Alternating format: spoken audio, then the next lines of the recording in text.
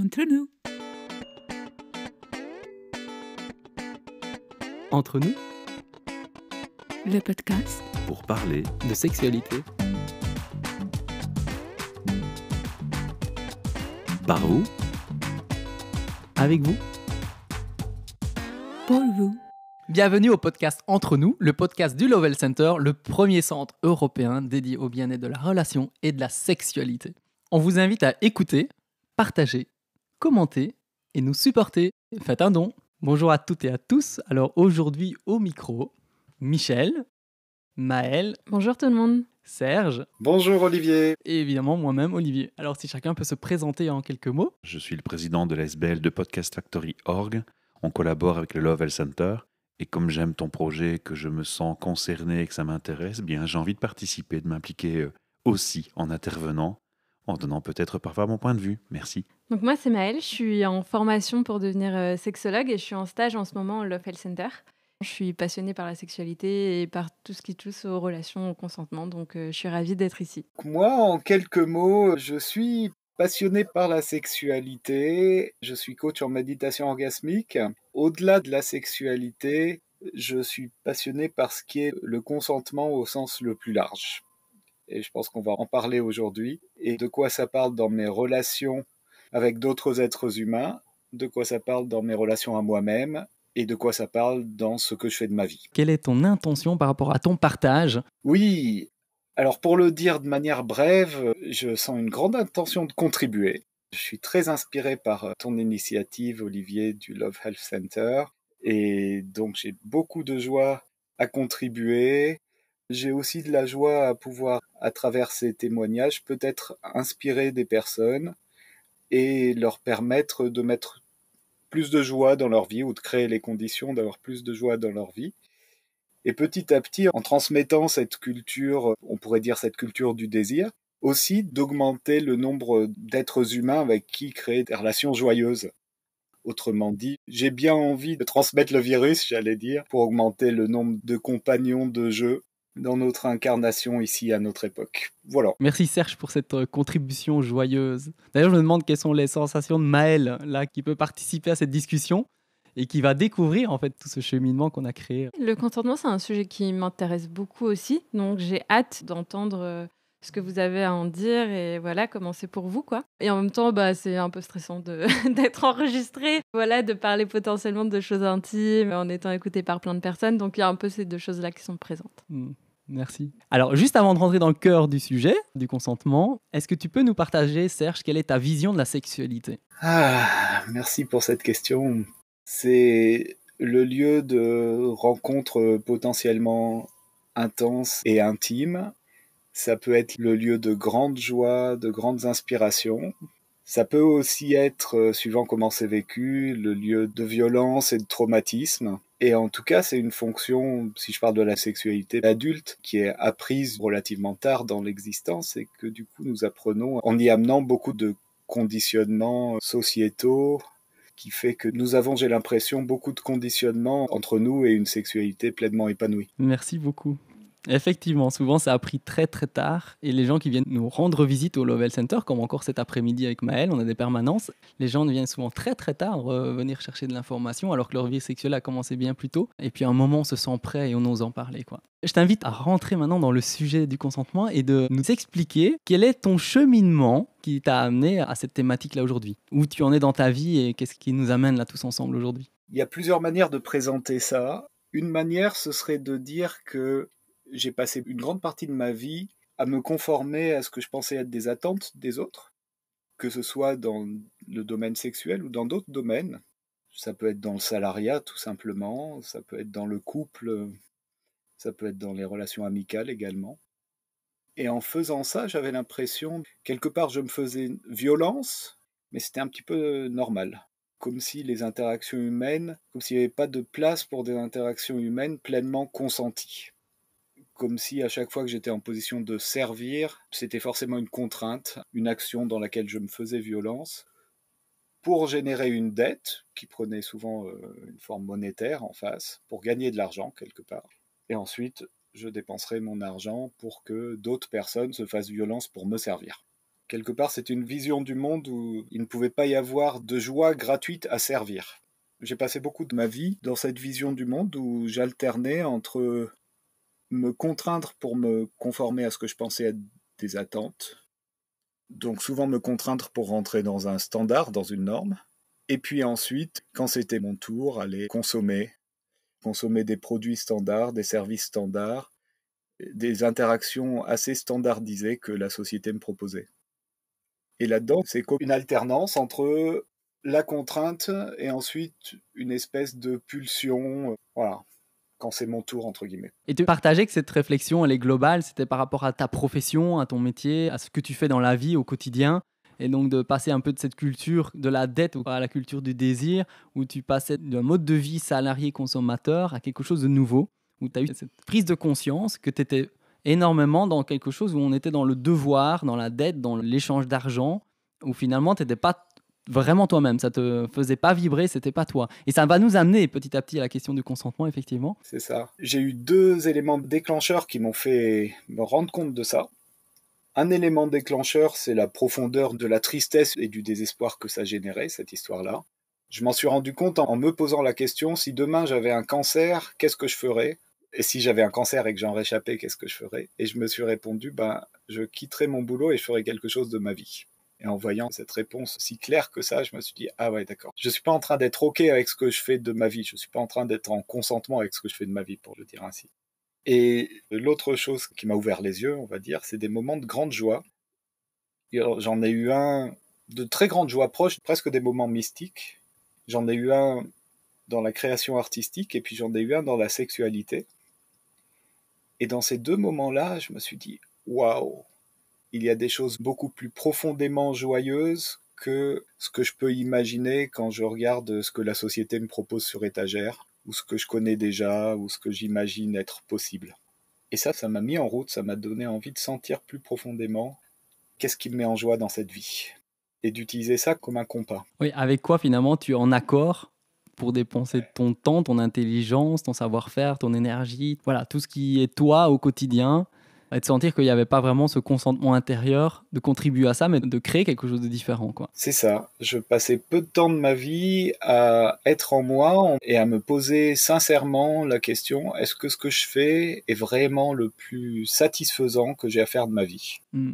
Et là, tu me partageais quelque chose de vraiment très très chouette qui pour moi résonne énormément, c'est cette culture finalement très commerciale où il y a un rapport à la norme, on en parlera juste après, et aussi un lien à la pénurie. C'est comme si dans les rapports humains, c'était la pénurie prévalait en fait. On a peur de manquer de quelque chose parce que tout ce qui fait la beauté des échanges humains sont rares ou sont monétisés ou sont sujets à jugement, dévalorisation, à critique. On en a peur parce que c'est inhabituel. Et quelque part, donner pour l'envie de donner, les gens ont parfois l'impression, dans tous les rapports, tu disais, si on propose de donner un massage, c'est comme si il y avait une arrière-pensée ou qu'il y avait une contrepartie qui allait derrière ou que l'intention n'était pas honnête et juste et qu'on ne pouvait pas juste offrir parce qu'on a envie d'offrir ou simplement accepter de recevoir pour juste recevoir en sachant qu'il n'y a rien à rendre en retour, quoi, quelque part. Oui, l'exemple du massage, je le trouve très éloquent.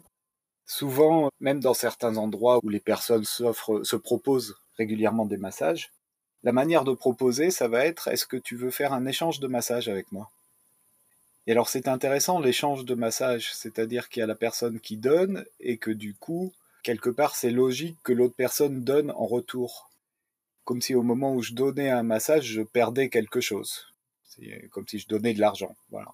Et du coup, si on ralentit un petit peu, est-ce qu'il n'y a pas moyen d'imaginer que la personne qui donne le massage peut avoir plaisir à donner et la personne qui reçoit le massage peut avoir plaisir à recevoir, tout simplement. Et si je regarde en moi, en tout cas, je peux identifier que parfois j'ai plus envie de donner un massage, effectivement, ou parfois j'ai plus envie d'en recevoir un. Et ce sont 2 joies distinctes, mais ce sont 2 formes de joie.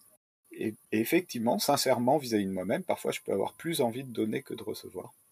Et du coup, je fais souvent cette expérience, en tout cas quand on me propose un échange de massage, j'ai tendance à me poser la question explicitement, de dire, s'il nous restait à vivre que le temps d'un massage, est-ce que tu préférerais recevoir un massage ou donner un massage ? La réponse est souvent assez claire en fait. Et donc, lorsqu'une personne a envie de recevoir un massage, par exemple, je préfère regarder en moi, ok, est-ce que j'ai vraiment envie de donner un massage ? Et en tout cas, ce qui est sûr, c'est que si la personne me propose un échange de massage parce qu'elle a envie de recevoir, et que donc quelque part elle se sent forcée de donner un massage pour équilibrer la transaction, bah, je ne suis pas forcément motivé pour qu'elle me donne un massage pour ces raisons-là. J'ai fait l'expérience qu'il y a une différence effectivement entre recevoir un massage d'une personne qui le fait parce qu'en fait elle a envie de se faire masser, ou bien recevoir juste un massage de la part d'une personne qui a envie de donner un massage. En tout cas, j'invite les auditeurs, si ce type de situation se présente à vous, avec une proposition d'échange, à sentir par vous-même si vous auriez envie de faire l'expérience d'une transaction plus simple, qui serait juste une personne donne et une autre personne reçoit. Et ça peut être dans tous les domaines, par exemple, une personne donne un conseil, l'autre personne reçoit un conseil, ou une personne donne une information, l'autre personne la reçoit. Faire l'expérience que ce type de rapport peut être complet en soi, cette transaction peut être complète en soi, c'est générosité contre gratitude, et puis c'est fini. Voilà, petite piste, bien entendu, c'est toujours à vivre par soi-même dans son vécu subjectif, quoi. Ouais. C'est ce changement de paradigme entre une culture commerciale, de dette, de devoir et de mérite, comme tu me le partageais aussi. Je cite ces mots parce qu'ils sont vraiment très présents aujourd'hui, de devoir et de mérite, de correspondre à une norme de ce qui est attendu, à plutôt une culture de générosité, de gratitude, de désir et de plaisir qui se suffit à elle-même en fait. Oui, c'est ça, le domaine de la gratuité est peut-être plus grand que ce qu'on peut s'imaginer ou se représenter nous-mêmes. Alors c'est pas forcément bon pour le commerce de le dire comme ça, hein. Mais en tout cas, effectivement, moi j'étais plutôt bon à l'école, donc je pouvais m'intégrer facilement dans la méritocratie en me disant, bon, bah, puisque j'ai certaines aptitudes à répondre à ce que le système peut attendre de moi, bah, je vais les utiliser, comme ça je vais pouvoir accumuler de l'argent et me payer ce que je veux avec de l'argent. Et ce que je sentais petit à petit, c'était qu'il y avait quand même quelque chose de frustrant là-dedans. Et là, je vois un peu clairement que ce qui est frustrant, c'est que je ne peux pas me payer ce que je veux avec de l'argent. Avec de l'argent, je peux me payer ce qui se monnaie.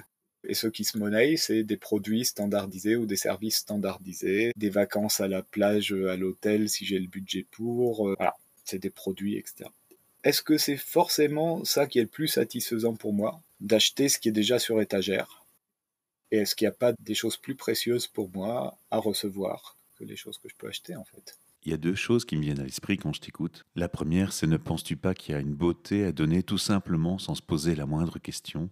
Je prends mon exemple, quand je peux être utile et donner quelque chose à quelqu'un, j'en retire énormément de plaisir personnel aussi. Donc j'en ai une grande satisfaction, c'est un vrai plaisir, un véritable plaisir, et ça mène à une deuxième réflexion qui est souvent, c'est un peu comme quand tu donnes une pièce à quelqu'un qui fait la manche. Certains disent que si tu le fais, c'est aussi par égoïsme pour te faire du bien, te déculpabiliser, parce que si tu veux vraiment l'aider, tu l'héberges chez toi. C'est un peu comme si on a parfois des fautes à se racheter, qu'on se dit en faisant une bonne action, bah, je compense dans la balance. Alors certes, ici j'exagère pour illustrer le propos. C'est deux phénomènes auxquels j'ai pensé immédiatement quand tu parles de transaction humaine, parce qu'en fait ici on parle bien de transaction. Et pour quelqu'un qui est dans le fait de donner en permanence, d'être généreux, c'est dur d'entendre ces mots parfois. Et je pense que tu peux concevoir cette réflexion de la part des auditeurs qui seraient en train de nous écouter maintenant et qui auraient le même état d'esprit que moi ou qui penseraient de la même façon. Merci Michel, merci beaucoup. C'est très doux d'entendre ça. Et oui, bien sûr, je te rejoins sur le fond, hein. Bien sûr qu'il y a un plaisir à donner. Et une forme d'égoïsme aussi, tu penses? Ça dépend ce qu'on appelle l'égoïsme. Je pense que mon égoïsme, si je le définis par je vais chercher à ma plus grande joie d'être, à développer ma joie d'être, ma puissance d'agir, et que ça me met en joie de donner, alors oui, c'est égoïste. Mais c'est naturel? Et c'est naturel, ça me met en joie. Voilà, il n'y a ni bien ni mal dans cette histoire. Absolument. Une joie intrinsèque qui est juste là pour ce qu'elle est, quoi. Mais ça nous sort complètement du cliché manichéen, le bien ou le mal. Ça nous sort complètement de ce concept. Et ça nous amène à la suite, justement, puisqu'on parlait du rapport à la norme et cette réflexion que tu te faisais. Juste avant ça, peut-être, parler du consentement. Quelle est ta définition et la définition réelle du consentement? Parce qu'on entend beaucoup parler de consentement de différentes manières. Genre, le consentement, c'est presque vu de manière hyper ennuyante parce que ouais, ben, tu conçois, donc c'est bon, quoi, ça suffit. Ou bien c'est un peu le parapluie pour se protéger, en fait. Certains disent que de manière juridique, c'est l'outil du dominant, en fait. Mais tu as dit oui, donc c'est bon, il n'y a pas de problème, il n'y a pas de question à se poser. C'est presque un évitement, mais ça part pas du désir, ça part pas de quelque chose qui est ensemble. Et il y a parfois même des consentements qui sont vus un peu comme par défaut c'est non ou par défaut c'est oui. Donc tant que je te dis rien ça va, ou si je te dis on stoppe. Mais il y a comme un côté un peu passif du normalement oui ou normalement non. Alors qu'en fait ce côté consentement il est tout autre. dans la culture du désir. Oui, alors après, c'est aussi une question de définition et de contexte, évidemment, hein. Mais disons que moi, j'ai de la joie à imaginer que consentir, ça pourrait être sentir avec le tout de moi-même, sentir toutes les parties de moi-même, sentir mes désirs, mes peurs. Et consentir en relation, c'est sentir à deux, c'est s'entraîner à deux, s'entraider à deux, à sentir ce qui est le plus joyeux entre nous, ce qu'on pourrait créer de plus joyeux entre nous, en incluant nos désirs, en incluant nos peurs aussi, en incluant nos conditions, nos restrictions, nos doutes, mais être alliés pour développer notre joie d'être à deux, et évidemment tout seul aussi. C'est aussi facile de s'en souvenir parce qu'au niveau étymologique, consentir, c'est sentir à deux. Donc finalement, c'est qu'est-ce que je ressens moi avec cette proposition ou avec ce désir, avec ce partage. Qu'est-ce que toi tu ressens et comment ensemble on sent la situation. C'est totalement différent. Si on consent, on doit sentir chacun ce que ça fait chez nous. On prend la responsabilité, la propriété de ce qui nous habite, de ce qu'on ressent, et on le partage à l'autre pour créer quelque chose ensemble. Oui, c'est ça. Et ça peut amener beaucoup de douceur, de prendre le temps de vraiment sentir. J'avais envie de rebondir sur ce que disait Michel avant en disant, voilà, parfois j'ai de la joie à partager des informations, des enseignements, à transmettre des choses. Et je voudrais dire, peut-être que c'est encore plus... Enfin, je te pose la question, Michel, est-ce que si tu imagines prendre le temps avant la transmission de vérifier si les personnes sont demandeuses de l'information, de quelles informations, est-ce qu'elles auraient envie que ce soit plus ou moins long, plus ou moins concis, est-ce que tu sens que ça pourrait mettre encore plus de joie pour toi à le transmettre, de sentir que tu es en train de donner exactement les choses que les personnes sont demandeuses de recevoir? Alors la question est percutante, parce que quand tu as une passion qui explose, et comme moi je suis un peu extraverti, voire beaucoup extraverti, ça vient, ça sort tout seul, ça explose. Tu ne te poses pas la question au moment, à l'instant présent, dans ton envie de partager. Ce qui se passe, c'est qu'on pourrait limite interpréter ça comme un viol intellectuel, parce que l'autre, il a tout en explosion face à lui, il n'a rien demandé forcément, ou pas toujours, et la réflexion vient seulement après l'enthousiasme. Tu vois si l'autre personne accroche ou pas, et c'est seulement là que la réflexion vient, et que ou tu te calmes ou tu continues. Et donc le consentement, dans le cas présent, il est donné en second temps. Et ça, c'est peut-être le défaut de quelqu'un qui est passionné, qui a juste envie de donner, et qui réfléchit pas, qui est trop spontané. Par contre, il y a un très beau phénomène de vie qui compense cela, c'est qu'en général, tu attires les gens qui te ressemblent. Moi, j'ai un parcours assez atypique, c'est pas le sujet aujourd'hui, mais voilà, avec une vie qui n'est pas sur un long fleuve tranquille, et je remarque que dans la vie, j'attire des gens qui ont des parcours similaires, et avec qui je m'entends spontanément bien. Et donc, les gens qui viennent à moi, souvent, sont des gens comme ça, avec cette tolérance-là. Et finalement, ce défaut, il passe, il n'en est plus vraiment un, et le consentement, il va de soi, parce qu'on se comprend et qu'on se reconnaît. J'ai l'impression que l'être humain développe un radar comme ça, qui le rend apte à déceler les personnes qui sont compatibles avec sa mentalité, son esprit, son aura.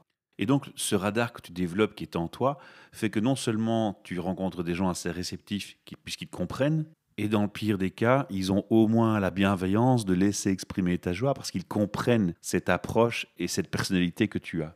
Et finalement, tu reçois aussi un cadeau de l'autre malgré toi, c'est sa tolérance et sa capacité de t'écouter, malgré que peut-être le sujet que tu commences à lancer ne l'intéresse pas forcément immédiatement ou pas du tout. Et donc là, quelque part, c'est un cas où on donne et on reçoit inconsciemment dans la spontanéité. J'espère que j'ai répondu à ta question. En fait, l'élément clé, c'est l'enthousiasme. Ah oui, avec beaucoup de générosité pour le coup. Merci pour ton authenticité aussi. Ça me touche beaucoup. Et dans cette dynamique du consentement, tu disais effectivement, c'est à sentir chez soi et chez l'autre, mais surtout avec toutes les parties de soi et de se sentir unifié, d'écouter toutes ces parties de soi. Parce que consentir, c'est dire, est-ce que j'écoute tout ce qui habite en moi? Est-ce que je les accepte sans les juger? Oui, et est-ce que je les accepte sans les juger? C'est aussi lié à ma peur d'être rejeté par l'autre. Si j'énonce toutes les parties de moi. Par exemple, je peux très facilement me connecter à des parties de moi qui sont enthousiastes, quand je connecte quelqu'un qui a un projet enthousiasmant. Et j'ai beaucoup de facilité à exprimer mon enthousiasme dans l'espoir d'être pris à bord du projet, de pouvoir participer, contribuer. Et par contre, si je sens des réticences, des doutes, des peurs, je vais avoir beaucoup plus de difficultés à les exprimer, de peur que l'autre puisse interpréter que finalement je suis pas si enthousiaste que ça, ou de peur que l'envie de l'autre de m'inclure puisse baisser du fait que j'exprime des peurs ou des doutes. Et en fait, en faisant ça, c'est le signe de ma méfiance vis-à-vis de l'inclusivité ou d'une croyance que l'autre va pas être assez inclusif de mes peurs et de mes doutes. Et là, ce que je recherche de plus en plus, finalement, quelle que soit la réaction de l'autre, c'est davantage de fidélité à moi-même, de cultiver davantage de fidélité à moi-même, en exprimant tout ce qui est là. C'est-à-dire, tiens, ouais, il y a ça qui m'appelle, et puis il y a ça qui me fait peur, et puis voilà, je sens que là, j'aimerais poser une condition avant d'aller dans cette expérience, etc. Dans le but de bonifier l'expérience. Dans le but de pas me dire, au nom de la force du désir, je vais baisser mes conditions. Au contraire, au nom de la force du désir, je vais poser des conditions qui vont faire que l'expérience va être la meilleure possible. Évidemment, ça se joue dans la sexualité et évidemment, ça se joue dans d'autres domaines. Et donc, pour ça, peut-être que vous pressentez le degré de confiance qu'il y a à construire entre deux individus pour pouvoir aussi se parler de nos peurs. Et puis, pour pouvoir, après une interaction, également se parler de ce qui était insatisfaisant dans l'interaction. Ça demande beaucoup de confiance en réalité, parce que dans la culture d'où on vient, tout ça, ça peut être pris comme des reproches, comme des jugements. Et ça peut en être, effectivement, ça dépend vraiment de l'intention. Est-ce que l'intention, ça reste de cultiver notre joie d'être ? Est-ce que l'intention, ça reste de créer une vie qui soit la plus joyeuse possible ? Dans cette approche justement de ce consentement, c'est une approche gagnant-gagnant où on partage que ce soit les peurs, les désirs, étape par étape, élément par élément, comment on se sent à l'intérieur de soi, et de partir d'une énergie de vie puissante qui finalement est très créatif et très libérateur pour les deux en fait, tant individuellement parce qu'on s'écoute entièrement, tant que collectivement parce qu'avec l'autre on écoute ces parties de lui aussi et on les accueille et on regarde ce qu'on peut faire ensemble. Oui, arriver à faire vraiment alliance d'une manière profonde et du coup suffisamment alliance pour pouvoir accepter ses erreurs aussi, accepter que dans la vie, toute interaction ne sera pas pleinement satisfaisante. Et j'ai envie peut-être de donner un exemple tiré de la sexualité pour donner du concret. Une fois, j'étais avec une amie à qui j'ai relaté ce que j'avais appris dans un cours de sexologie, qui était que souvent les femmes avaient du mal à demander des ajustements pendant un rapport sexuel et que souvent les hommes pouvaient aller trop vite et trop fort. Voilà. Bon, j'étais tout content de découvrir ça à l'époque. Et je partage ça à mon ami en disant est-ce que je peux te demander que la prochaine fois où tu sens que je vais trop vite ou trop fort, de me le dire. Il me dit ok, pas de problème. Et puis le jour même, le soir même, on se met à faire l'amour et au bout de quelques secondes, elle me dit là tu vois par exemple c'est trop fort. J'étais super surpris. Et je lui ai demandé, j'ai dit mais du coup les autres fois c'était aussi souvent trop fort et elle m'a dit ouais en fait oui. Alors bien je ne sois pas un grand fan du système genré, malgré tout parmi les auditeurs qui nous écoutent, il y a probablement une partie du public où le genre a une importance. Ici on entend le témoignage d'un homme qui parle de la beauté de donner, la beauté de recevoir en termes de consentement. Il y a dans ton intervention beaucoup d'humanité qui émane de tes réflexions, du temps que tu as pris pour apporter ces réflexions dans ta vie. Mais on a la chance d'avoir une femme ici autour de la table qui est sexologue en plus.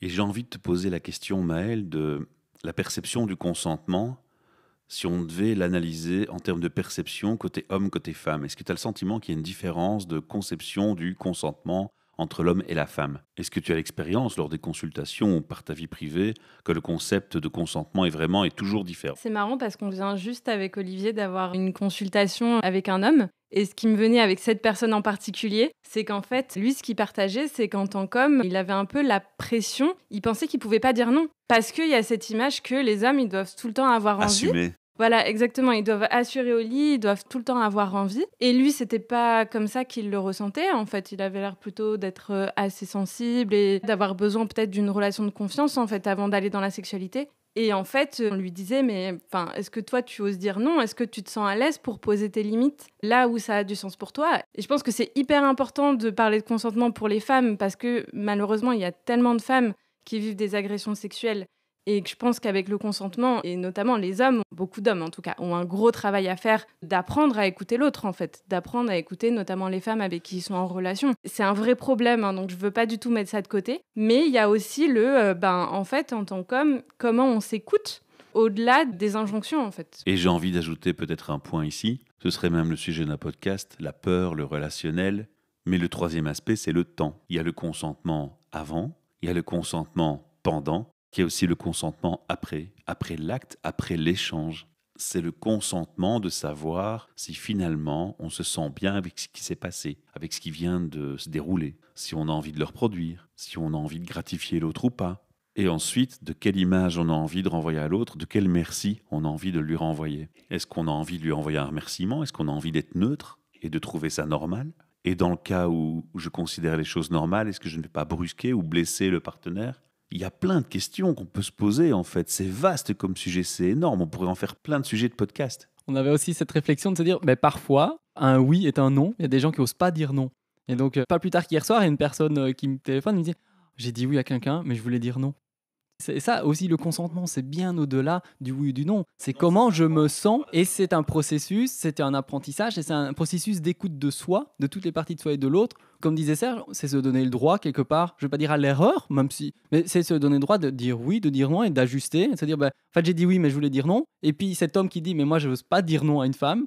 Et donc il va, même s'il sait qu'en fait ils font fausse route, parce qu'il n'est pas pleinement là, il sait que ça va pas fonctionner, qu'il n'est pas enthousiasme, mais il va pas oser dire non. Et donc finalement les deux vont se blesser. Donc c'est un processus continu d'échange et qui amène aussi à la question des moissons dans ce deuxième épisode, puisque pour Serge, le consentement, ça commence sur une étape bien particulière qui est justement l'après, en fait. Le consentement, il commence au moment du partage et donc au moment des moissons. Serge, on a annoncé qu'on parlerait de rapport à la norme parce que c'était un critère pour toi important à considérer dans le consentement. Tu peux nous en dire plus? Oui, et j'aurais envie de rebondir sur l'exemple qu'amenait Maël tout à l'heure, des hommes qui ne se respectent pas quelque part en cherchant à coller à un idéal, à une norme de virilité. Et quand je partageais mon expérience que parfois j'allais trop vite, trop fort, si je m'interroge au fond de moi, c'était aussi un moyen de rester excité et de me conformer à une certaine vision de la virilité qui est que un homme doit toujours être excité. Ce qui est très différent comme approche de est-ce que je sens que je suis excité là ou non et de quelle manière et qu'est-ce qui est le plus juste dans cette situation. Donc le rapport à la norme finalement, je pense que ça trouve ses origines dans l'envie de l'être humain de mener une vie bonne et souvent assez traditionnellement les philosophies apportent la réponse de dire pour mener une vie bonne, il faut déterminer ce qui est bon et ce qui est bien et ce qui est mal, ce qui est le bien, ce qui est le mal et il faut se contraindre au bien. Voilà. Et donc après, il y a beaucoup de philosophies en tout cas qui sont dans ce type d'approche. Puis après, la différence d'une école à l'autre, ça va être, alors ok, qu'est-ce qui est le bien et qu'est-ce qui est le mal? Il y a plusieurs opinions différentes, mais avec le point commun qu'on détermine une bonne fois pour toutes ce qui est bien et ce qui est le mal, et ensuite on se contraint au bien et on évite de faire le mal. Voilà. Quelles que soient les vertus qui sont choisies d'ailleurs. Voilà, quelles que soient les vertus qui sont choisies. Il y en a, ça va être la jouissance qui va être le bien, il y en a, ça va être ressentir de la joie ou de ressentir du bonheur, ou la chasteté, ou je sais pas quoi. Enfin, voilà. Plusieurs manières de se contraindre. Ou la méritocratie, ou le productivisme, la valeur travail, enfin, quelles que soient les valeurs aussi choisies. Ouais, pour créer une pseudo-harmonie absolue qui conviendra à tout le monde finalement. Voilà, c'est ça. Et c'est là que le bas blesse finalement. Ça peut arriver à ça. Dans ces rapports de normes et de philosophie, c'est intéressant de se dire à quoi on se contraint finalement. Est-ce que ça nous appartient et est-ce que cette manière de voir les choses nous correspond aujourd'hui? Alors moi ici, j'ai envie de rebondir sur un aspect qui est encore une fois le temps, déjà, mais aussi un aspect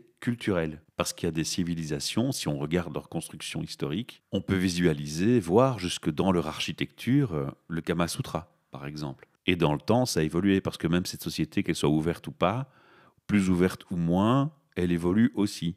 Et une même culture peut même régresser.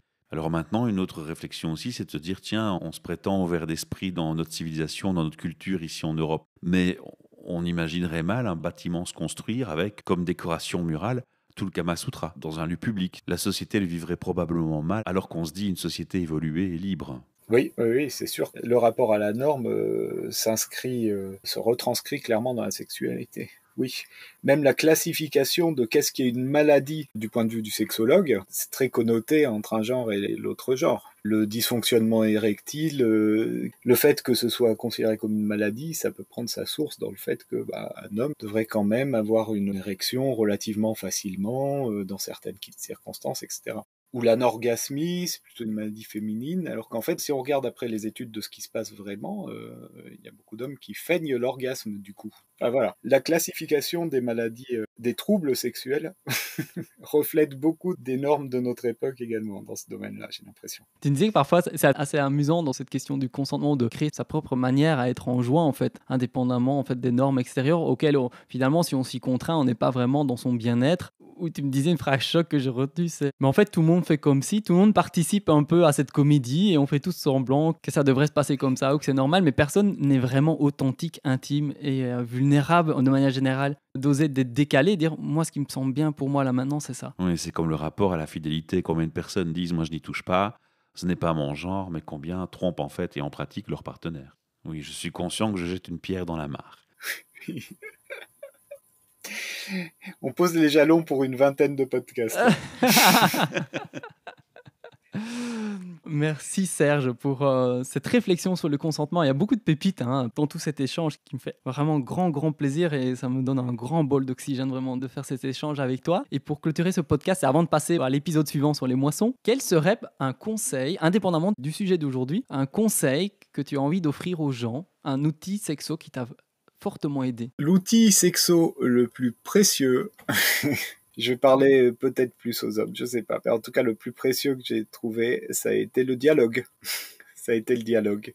Et y compris de nommer à nouveau ce qu'on sait être là. Ouais, si j'imagine m'approcher de quelqu'un que je connais bien pour lui masser les épaules, on sait tous les deux qu'on est OK. Dans certaines circonstances, on peut savoir tous les deux qu'on est OK. Mais c'est un autre type de douceur pour moi que de dire à la personne, de prendre le temps de laisser voir la personne que je suis en train de m'approcher. Donc ça peut être de la communication non verbale. Et aussi ça peut être de la communication verbale en disant à la personne, là je vais te masser les épaules.